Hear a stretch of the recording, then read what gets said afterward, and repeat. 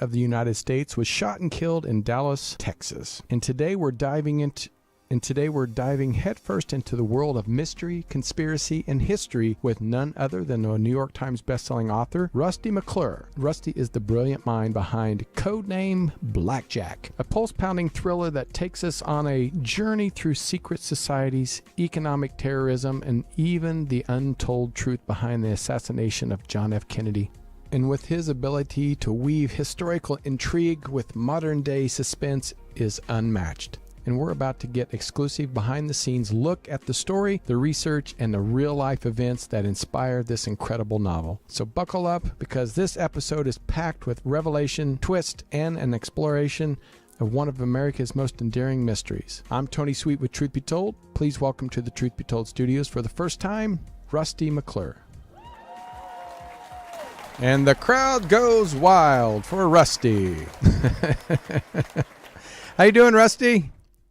I'm doing great. I'm in your presence. Oh. Welcome, everybody. Well, yeah, it's going to be a great hour or 45 minutes, whatever we're going to go. It's going to be a great hour because I love people like you that take a conspiracy or a secret or just a mystery and put it in an amazing book and keep us on the edge of our seats. And you did a great job, and I know you gave a lot of credit to David Stern. So, David, thank you for partnering up with Rusty and putting this masterpiece together. So how did you come up with this concept and approach David with this idea? Well, David and I we wrote another book. This is the fourth book we've worked on together. Wow. First book, and there's a secret in the first book that we could talk about later if we have time. But the first book is the story of the two brothers in Cincinnati who created consumer radio for the world, just like Henry Ford did. The radio was a hand-built toy, right, for hobbyists or for children, and it cost $130, and that was a fourth of a year's pay. And the guy figures out that he can build a $10 radio, he can build a radio station, and he was the Henry Ford radio. So that story was the first book I had, and the publisher introduced me to David because I'm a pretty good story writer, and I'm okay. I'm better at telling the story, and David is a world-class writer. And so I work on the stories. He helps me with the stories. He works on the writing, and I help him with the writing. And most of these things don't last. But David and I started out. He was helping me put this book together, and it made the New York Times bestseller list, and it's called Crosley. Yeah, I definitely I'm going to have you come back and talk about that one, because that's also an interesting topic and story for us to dive into. But so when you got this best-selling book on the New York Times best-selling list, you're like, okay, it wasn't a one and done. So you definitely. So what made you want to keep going? And like you said, there's tons of topics out there for you to choose. What was so interesting about this next one with Codename Blackjack? Well, Codename is number 4, and I've always been interested in stories. I'm a reader. Mm-hmm. I'm a guy who ran big businesses, owned a big business, sold them, and I have time. And what am I passionate about? And one of the things I'm passionate about is reading, hearing. Everybody has a great story. Right. We all have stories. I love listening to stories. A good story told is precious. Yeah. Now, having read all these types of books and fiction, nonfiction, I'm really attracted to what I kind of coined, or it's called what I call a known secret. Okay, what's a known secret? I was going to say, what's a known secret, Rusty? Yeah, I mean, since I kind of made it up, but it'll make sense to you in a second. There's a known secret when people know that there is a secret, but they don't know what the secret is. Okay, So there's an example in the book, and because we're talking about John Kennedy, right? Let me try this on you. John Kennedy read He was highly educated. He was a graduate of Harvard. He was a graduate of London School of Economics. He was just one of these brilliant guys who was very charismatic. Right? And he died at a young age in a tragic murder. And his wife is traumatized by it. For sure. She connects with one of John Kennedy's friends. That is an author by the name of William Manchester. William Manchester is a well-known, gifted writer, friend of John Kennedy, therefore an associate of Jackie Kennedy. 2 nights after drinks, during drinks, after dinner, William Manchester interviews Jackie Kennedy, total 5.5 hours. Wow. Jackie sobers up, wakes up, a couple of days later, reviews what she is told in that interview. You can Google this and look this up. And she goes somewhere between oh my and oh shit, okay? And what have I told? She gets a hold of her brother-in-law, the United States Attorney General, Robert Bobby Kennedy, and says, Bobby, blah, blah, blah, tells a story that I just told you, and Bobby Kennedy goes apeshit. Oh my God, you cannot be doing this. And they sue William Manchester. So here's the ultimate settlement of this suit. 5.5 hours of tapes are locked in South Boston in the John F. Kennedy Library. No one's allowed to listen to them for 100 years.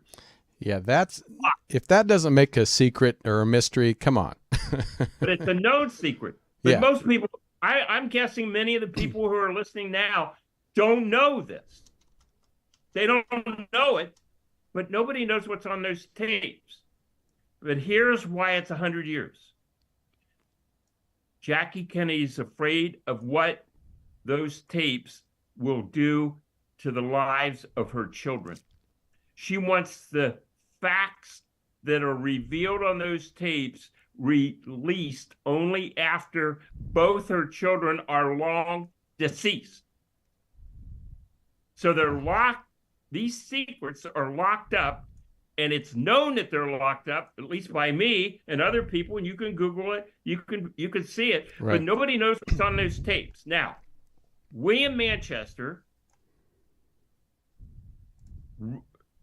wrote and taught and was an adjunct professor at Connecticut Wesleyan, where he taught, and because of the court case, the transcripts that he wrote of those 5.5 hours are locked in the Connecticut Wesleyan, the Wesleyan College library under lock and key for 100 years. No one's allowed to know what's on that he wrote in there by court order in his agreement with the Attorney General of the United States, Bobby Kennedy, bearing down on his neck. So now, right on the weekend, the anniversary, like you started out with, what are on those tapes and what's the motivation to keep them so quiet? We have a book that posits how and why and what the motivation, we tell you what the motivation is, why John Kennedy might have been killed. But we build on something that's totally factual and totally known, but is secret. Wow. I have a whole list of these because we have these different books, and here's what we've done. We've taken geographic reality of places that most people don't know about, but you can go visit them, you can think about them, you can question what the motivations are, and we put that history with the geography, and then we link novel intrigue. Wow. We have a lot of fun doing it, and I can tell you about more of them. That's Well, why we're here. So If you this, want to dig deeper about the Kennedy thing, I can. no, I want to hear about that. But for you, the Manchester tapes, the significance of this, do you think this is going to explain who is behind the murder, or what do you feel the significance from your view? Right. I think, like anybody would, that it is really, really serious, or she wouldn't have done this. Right, for sure. It is ratified by this, and this is a fact too, that Carolyn, one of the two children, right, Mm-hmm. Carolyn Kennedy, in her 40s, I guess, maybe 15, 20 years ago, a while back, petitioned to read at least part of and see what those tapes were about. Here's what she said. We're going to follow my mother's instructions, and there's no way we're going to let these facts see the light of day. Wow. Yeah. Wow. Now, I'm too curious. I would be like, I'm sorry. I gotta see it. well, and that's we have a book that we have several books now. I mean, this is under the heading Known Secret. Right. It's known that there's a secret, but it's not known by very many people. So when you hear this, you're going, man, is that really true? I'm going to see if McClure's telling the truth. And so you can Google it up and you can see that A, there was an enormous intrigue. B, there is enormous fear. Now, what's on those tapes? That's where the imagination takes over, and that's why you have a novel. So, I mean, we've had a lot of, trials and investigations, a lot of hearsay and accusations of who did it and who was behind it, from government officials to different countries, the mob. From your belief, what do you think these tapes could reveal of who did it and why they did it? I mean, was it because of the Vietnam War? Was it because of, he didn't want to send the troops into war? Or, I mean, was it because of the Russia conflict? I mean, there's so many things you could kind of throw up in the air and see what lands. But what is your think that might be revealing about these tapes? I have a vivid memory of those days. Yeah, tell me about that, because I wasn't alive yet, but I'd love to hear your take on it. Yeah, well, I was in middle school, so I was old enough, and my buddies and we were all just shocked, like could be. Yeah, and it's great intrigue of our generation, but ensuing generations still have this. The Gallup poll says that somewhere north of 70% of the American people don't think the truth has ever seen the light of day. Right, true. Which makes intrigue. It makes for good storytelling beyond fact, which allows for fiction, right? Mm-hmm. So my answer to you is probably the possibility is all of the above. Oh. All of the above. I mean, the Bay of Pigs was a big mess. Mm-hmm. There are people in Miami who still remember the people that they lost. And right. Castro was absolutely pissed off about all the things that might have happened, including his assassination attempt. Mm-hmm. Bobby Kennedy was no friend of the mob. Nope, not at all. I mean, that's well documented. And even the FBI, he wasn't he was the younger brother, and John Kennedy had him on a leash and allowed him to do that. Mm-hmm. And so you could posit, I mean, the mob killing people they don't like is not anything out of the realm of possibility. It's well documented that Lyndon Johnson and the Kennedys couldn't stand each other. They were cultural misfits. One from South Texas and hard scrabble, and one from Ivy League privilege. And so they hated each other. J. Edgar Hoover, they weren't fans. They weren't friends there. And we have a different idea. Ooh. All right. We put a different idea together, and I'm not gonna go deeper into that, but it's very much plausibly believable, because no one knows. Yeah. And add to this intrigue is that the guy who shoots him never gets interviewed beyond saying, "I'm not the guy who killed him. I was the patsy." Right. Right. So we built upon that because he said, "I'm the patsy." And so there's all kinds of stories about and pictures. I've seen them. I've been to Daily Plaza. I've been to the Nest. I own guns. I can shoot. I'm a pretty good shot. You stand up there and you go, this guy had to be a phenomenal shot to pull this off by himself. And not just one bullet, several bullets. 4 of them. And 3 of them hit, and he fired 4 and 3 of them hit. Right. And the thing is diagonally moving away from him. That's tough. And there's all kinds of intrigue about how in the world could a guy pull that off if he was really good. But this guy was 9/10 a loser. Right. He still pulled it off, or did he? All right. So there's all kinds of things that go along with the fact that you have this guy who never gets to tell a story beyond Patsy because dead men tell no tales. True. And somebody made sure that the dead man wasn't going to talk. Right. Right. And that adds to a generation of people who wonder. We just wonder. And those tapes that most people don't know about. I don't know. Did you know about it? No. No. I mean, people don't know about it. Yeah. And so now that's a known secret. The secret is on those tapes. Those tapes are known, and none of us are going to be alive unless you're really young right now. Right. I mean, right. the 100-year clock is ticking, and you said we're at 60. You got to wait 40 more years. I mean, I guess I could be in almost 100. Yeah. But I mean, I possibly could. But she's scared to death. Wow. And Bobby's scared to death. You know, you're supposed to have multiple sources. Right. Well, there it is. And then you had Carolyn. Nope, we're going to listen to my mom.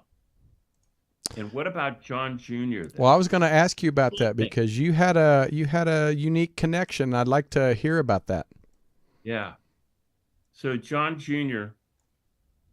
and I are neighbors on Martha's Vineyard in Edgartown. Oh my God! Wow. And he's staying at the far end of Martha's Vineyard because his mom hates Hollywood and hates actresses, and he's got girlfriends. That's all documented. Mm-hmm. Back then, his girlfriend was Daryl Hannah, and they didn't like each other.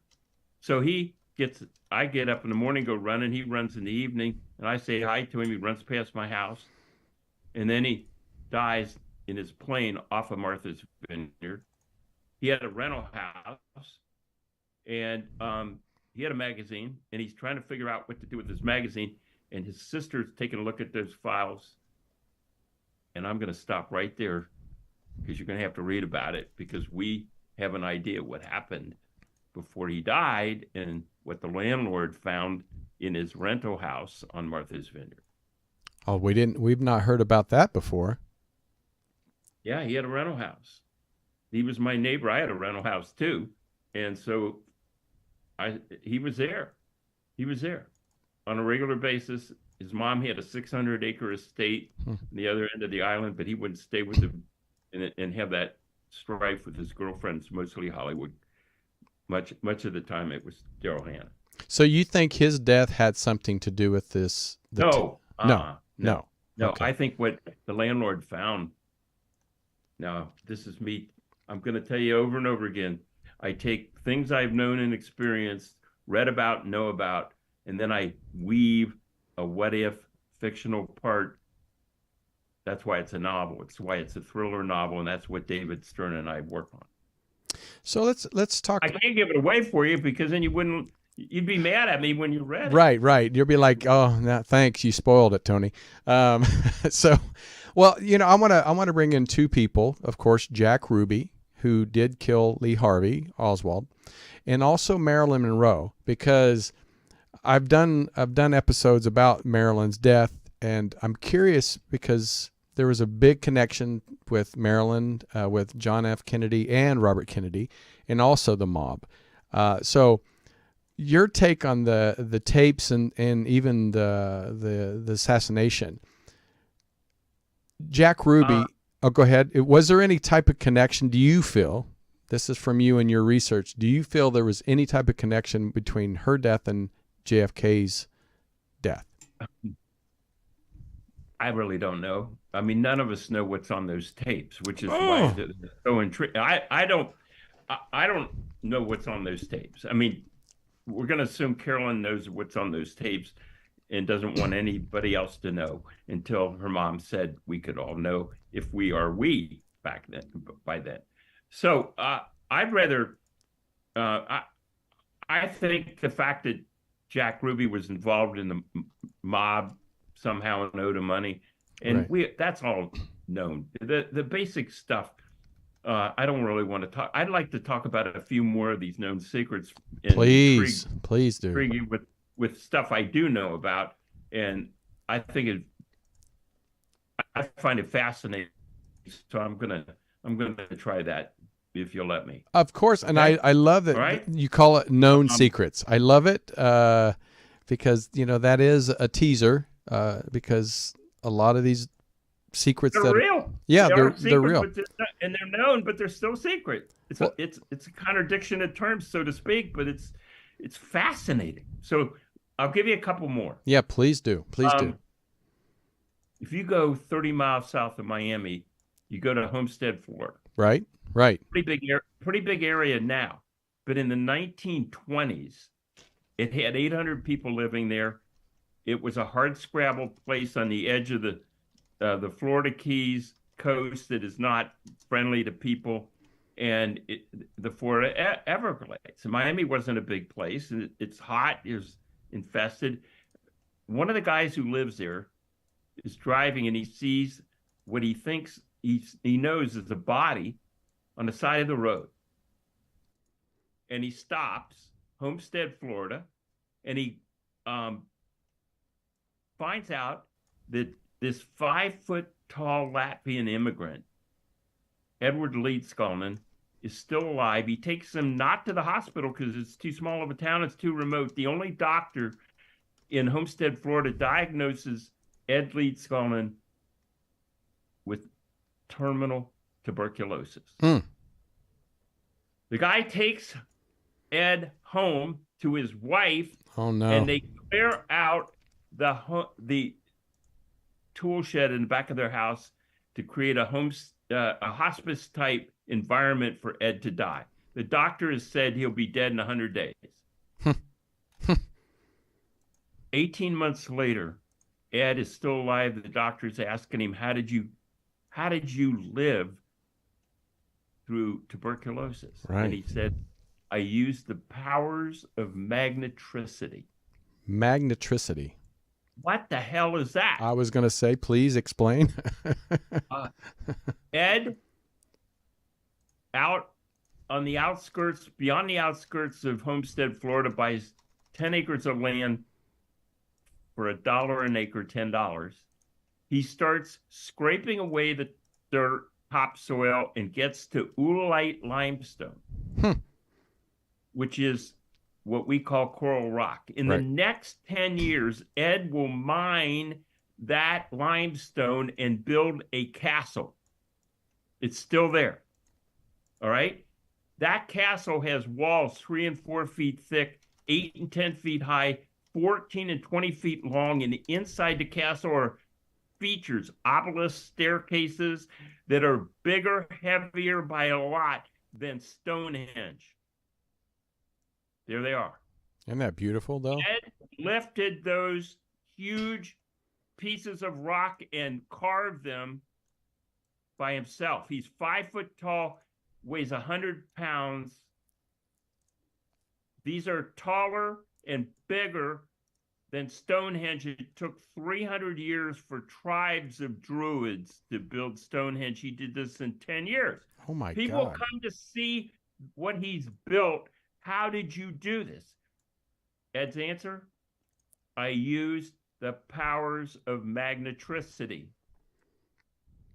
what the hell was he talking about?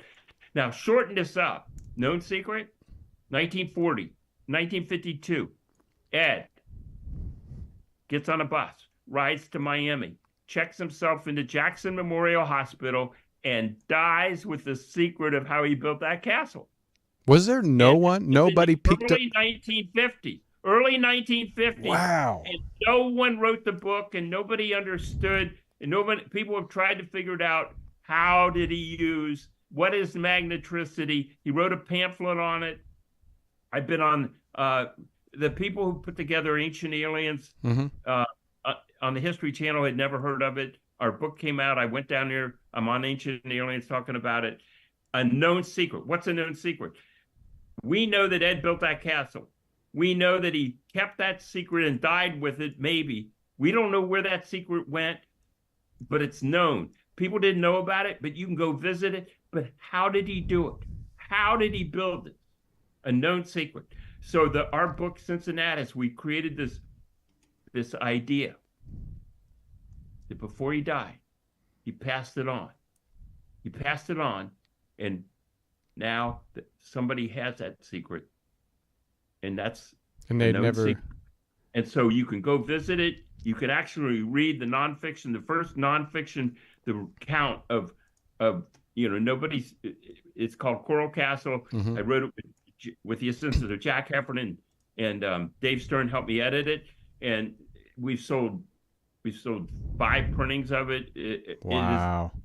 And what attracts people to it? What attracts people to Homestead, Florida to see it? The secret of how he built it. And so we built the nonfiction book, and now the prequel to Codename Blackjack is called Cincinnati. Wow. And so if you let me keep on going, please keep. I'm interested. I'm invested in this now. So, all right. So here is the factual stuff. Just like you can look up Coral Castle and you showed pictures of it. It's real. You can go visit it. You can walk around and say, "How the hell did this guy do this?" And there's all kinds of stuff we don't have time to. So that's why we have a book, and it's fascinating. Right. So let me try this one. Everything I'm going to tell you is true. 1783. Revolutionary War still on. Major General Henry Knox, one of the signers, Declaration, one of Washington's favorite. I don't know, he wasn't a signer, I'm sorry. But he gets together 50, of the 50 signers, he gets together 20 of them in a tavern outside New York. The British hold New York. And he says, people, we're going to win this war. We have no idea. We're going to be like the dog chasing the carriage. We have no plan to run the country that we are going to end up winning. They're going, Henry, if they find us today, we're all going to get hung. You are crazy. And he says, no, we are going to win. He's a visionary. And he says, we are going to create a guiding committee society. All right? He convinces them. He says, all right, we're going to do this. And he says, we got to name the name of this society after George Washington's favorite historic general, because the only person who can lead us is Washington. Washington is not at the meeting because he's always out with his troops. He's out. And so I'm going to go to him and convince him, but you got to help me with this. Washington's favorite historic general is the Roman general Cincinnati. Everything I'm telling you is true. And he says, and Cincinnati was a very famous retired general. All the legions were out.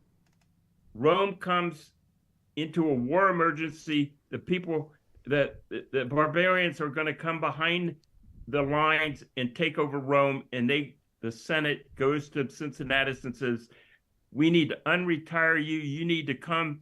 We will give you lawful dictatorial power over Rome, and you will organize the defense of Rome. Help us, please. And he does that, and he's successful, and he does what people we went to high school with, people in history didn't do. He gave the lawful dictatorial power back to the Senate and preserved the democracy. And that's why he's Washington. See the parallel? Mm-hmm. That's why.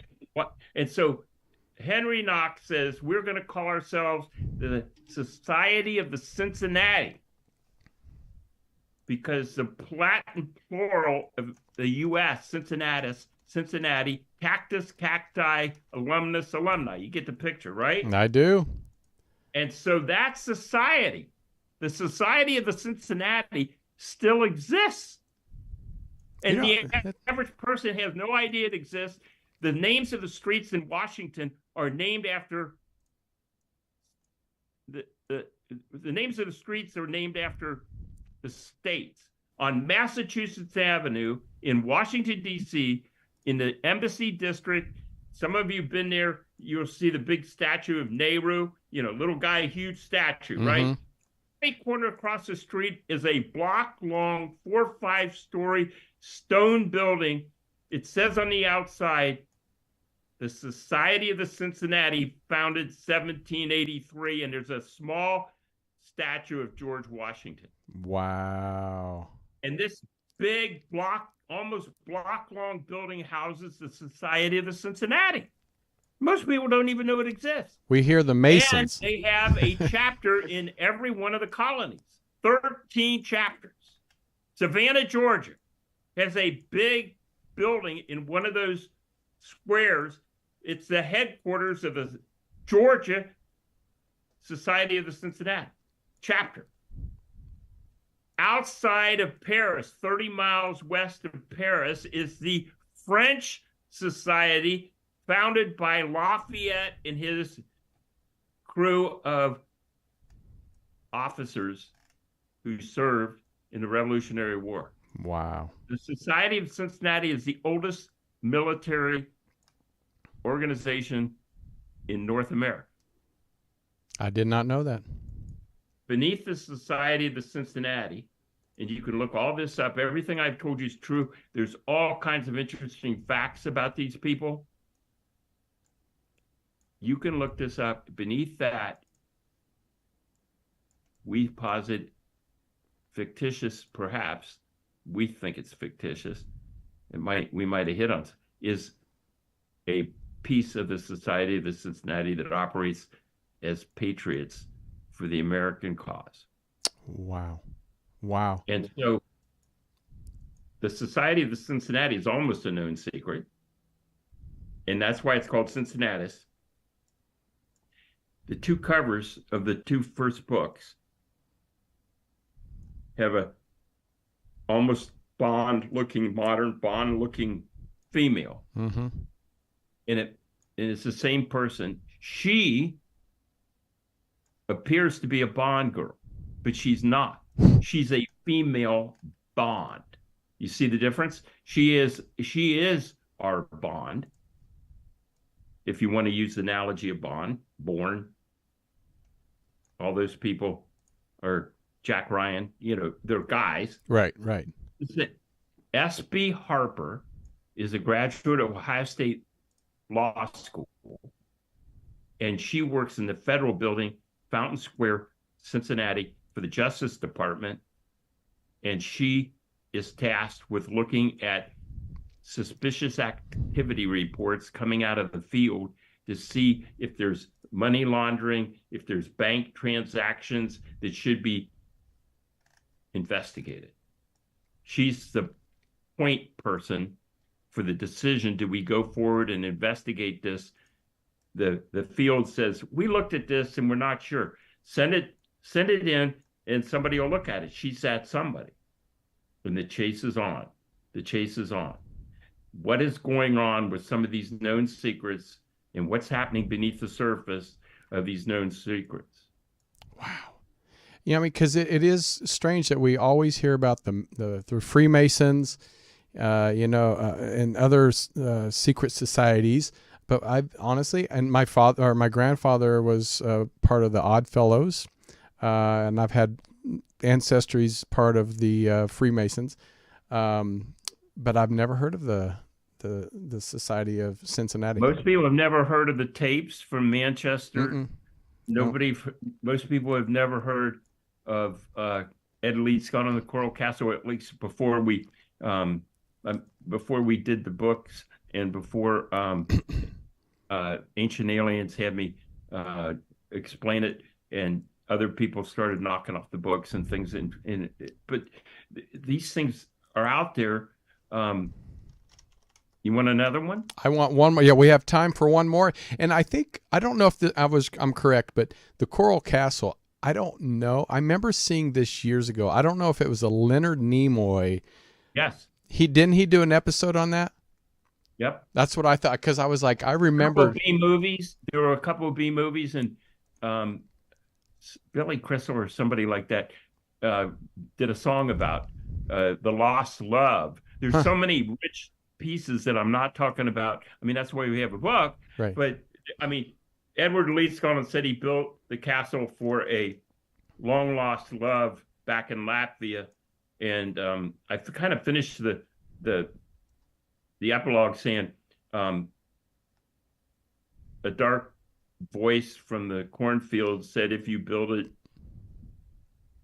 he will come." Mm-hmm. Yeah. So he, Edward Leedskalnin built a castle so that she would come, but she never did.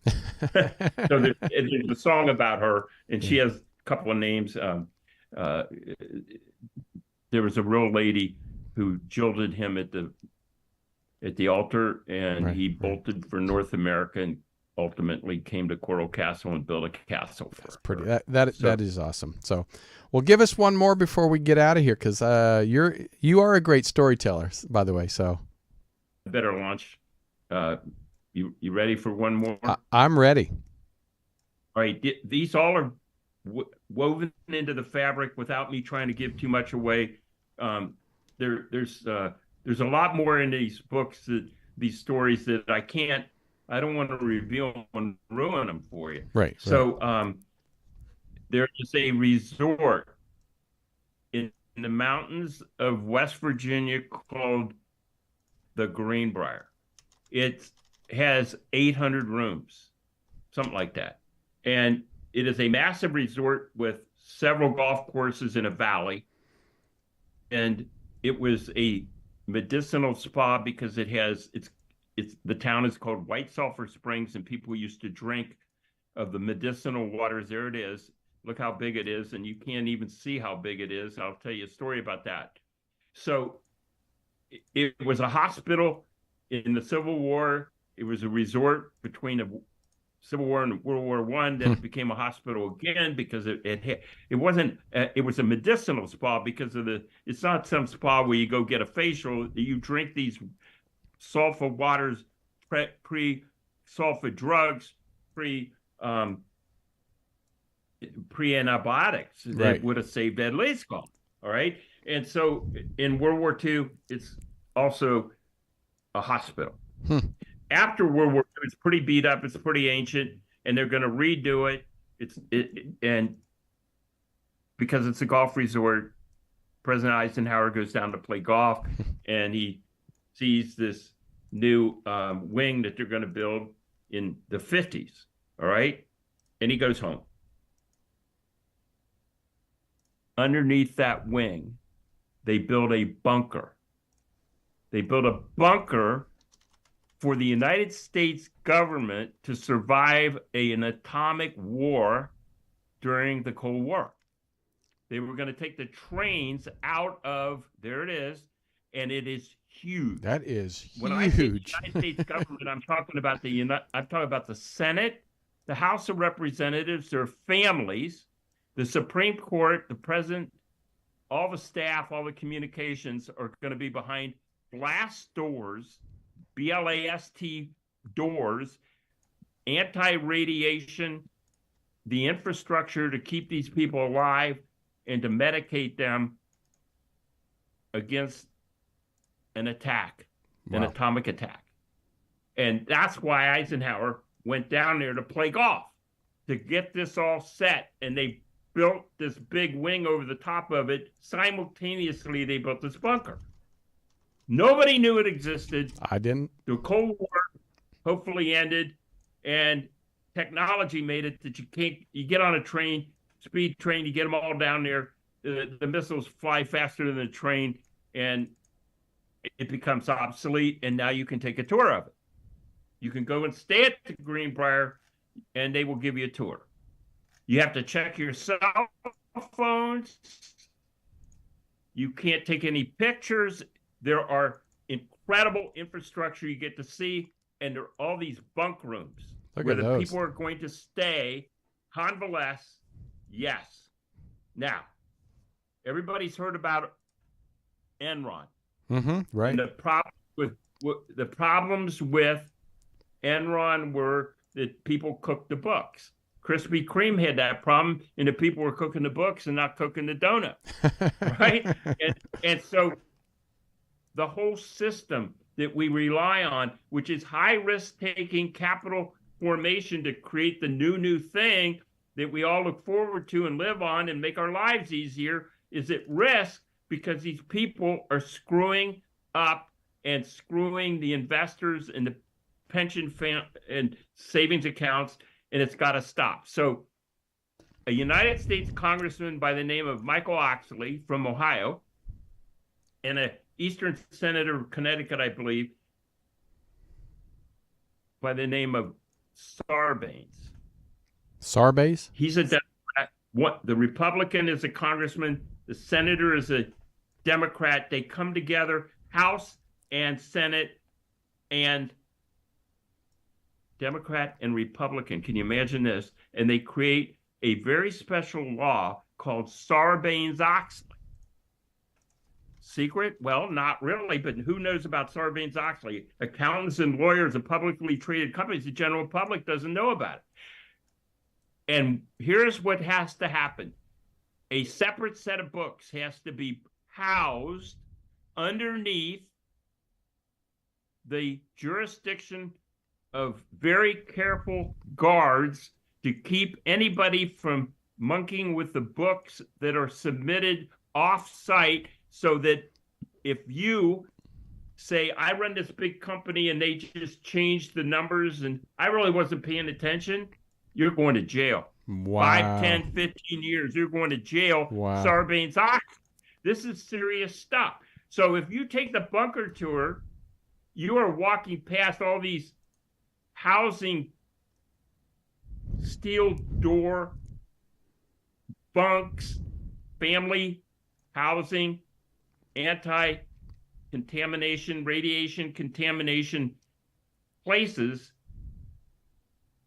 Inside those are corporate America's documents.